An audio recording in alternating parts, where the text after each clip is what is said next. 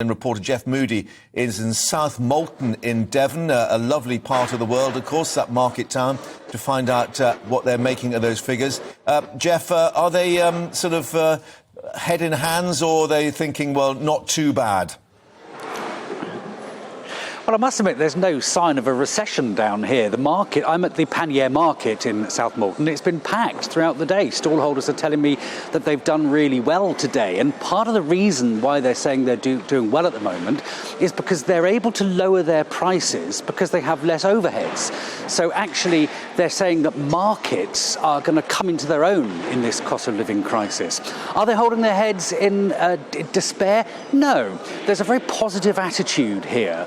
Talking to a lot of pensioners this morning and yesterday, they're saying to me, you know, look, we're used to cutting our cloth. We were born and brought up during the war, during rationing. We know what it's like to cut our cloth accordingly and to make do and mend and to hand things down. And what's happening now is an extension of that.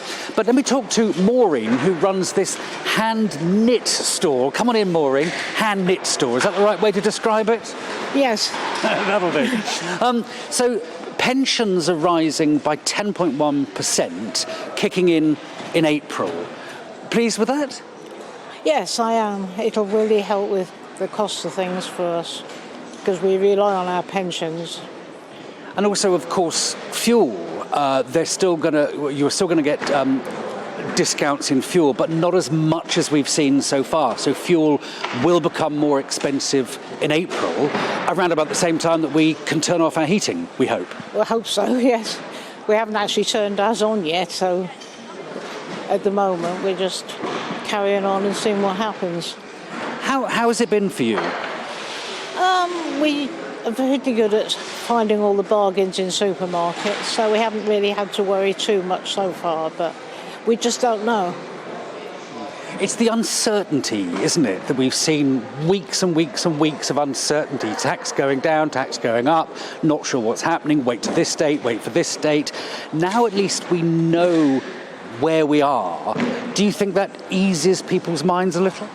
I think it will do. With Christmas coming up, if people know what's happening, they'll be able to decide what they can spend.